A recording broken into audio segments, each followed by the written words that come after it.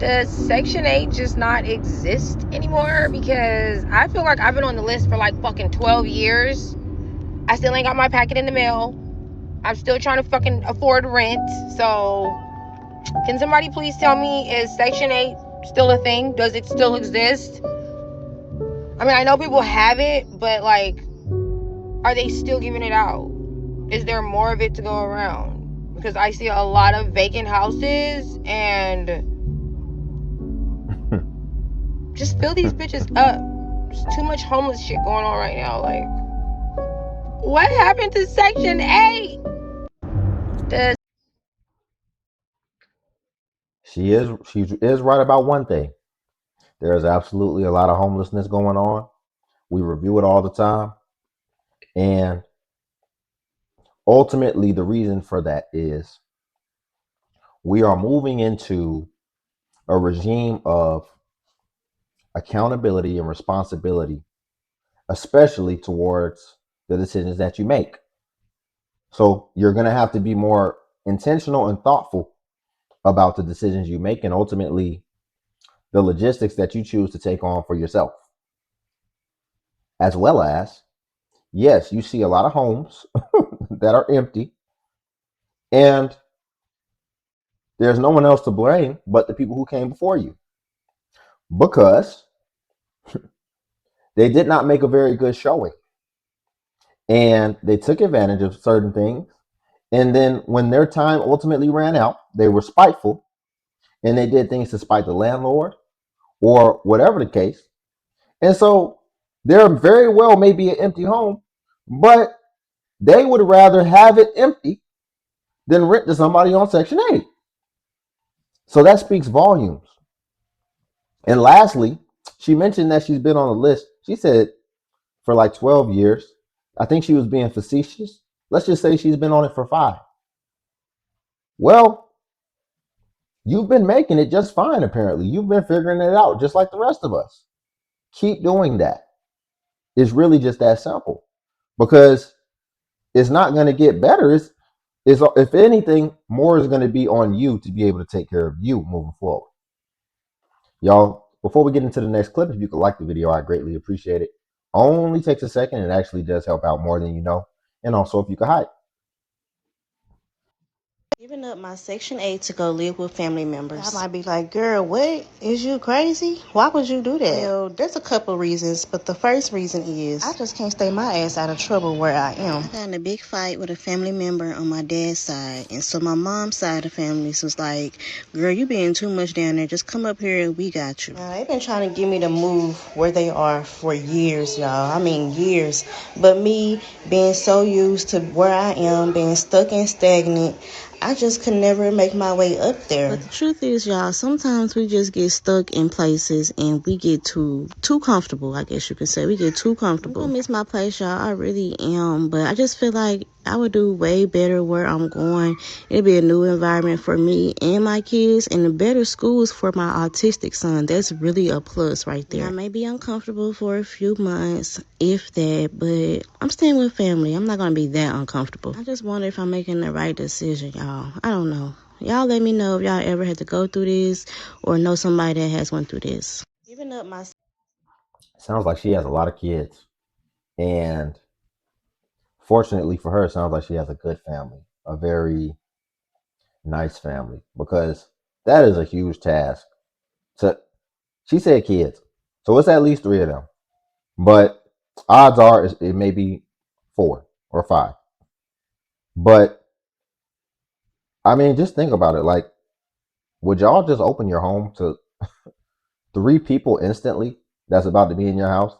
Like, that is a transformation. That is so much, whatever lifestyle you're used to, that is so much different than what you're going to be, than what you already had set in place. Like, I can't imagine just all of a sudden 3 people just pop up and appear here and I'm living with that. So I say that to say she's probably going to need a little bit more urgency. I think she's relying on her external factors to do all the heavy lifting, but it's going to have to be internal for her to have urgency because that welcome is probably going to wear out fast because that's a lot. That is a task to take on to have 3 or 4 people just move into your house. And it sounds like she may even have small children. Of course, the most obvious thing is, where's the father? Especially since you're about to pick up and move to a whole nother geographic location. Where's the father? Like, that's a little interesting. Was he in your location to begin with, or is he in the location that you're moving Alright, y'all. Okay, so let me tell y'all. So this started yesterday. There was no one yesterday. So the lady must can't fucking drive or something. Her car is halfway up to her window. I don't know. The damn lady must can't drive or something. So even if her car did stop, why the fuck is her car pulled on the damn curb like that? Please, please, please, please, make it make sense. Cause to me, There are four different type of people that are on Section 8, and most people think that the vast majority is black women, but that's not true. The vast majority of people that are on Section 8 is white people, okay? The number one group we speak about is the single moms that are on Section 8, constantly having babies, having Section 8 for over 30 years, wanting to pass it down to their kids and abusing the system. That's one group. Then the second group that we have is the people that are on Section 8 that have disability. That's group number 2. Then the third one is the people that are on Section 8 that actually need the help. They work, they take care of their children, they try every which way to have some sort of income to have somewhat of a decent life, okay? They don't abuse the system. And then the fourth one is the white people that are on Section 8 that are wealthy, have businesses. They put their businesses in a vote. So when you put it in a vote, it's technically not connected to you. So it's its own identity. Okay. And so if it's not connected to you, you're getting money, right, from your business. But in Section 8's eyes, you are a person without a job on Section 8. Okay. It's not one type of person that's on Section 8 that needs the help, or it's not one type of person that's on Section 8 abusing the system. I think y'all need to get more understanding of it, because most of the time they push it out that it's black single moms with all these 40 different baby daddies that's on Section 8 abusing the system. That is not the case.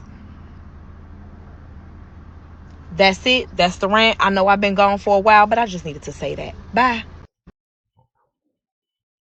to? Ma'am,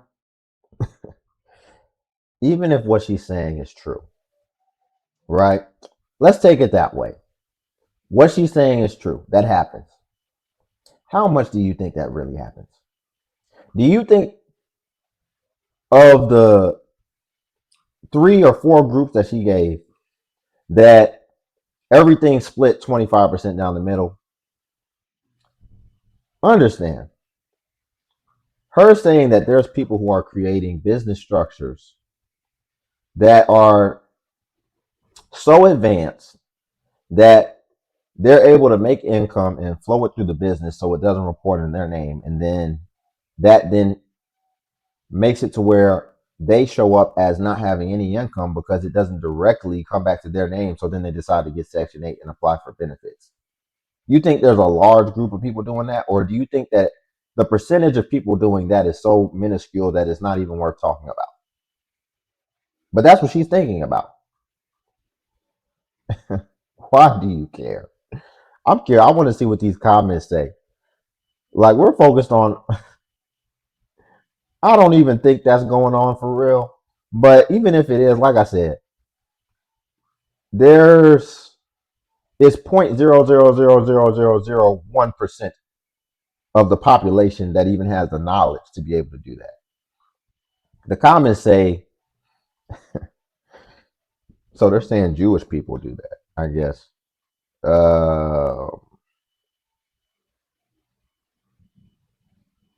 Yeah, the comments are all over the place.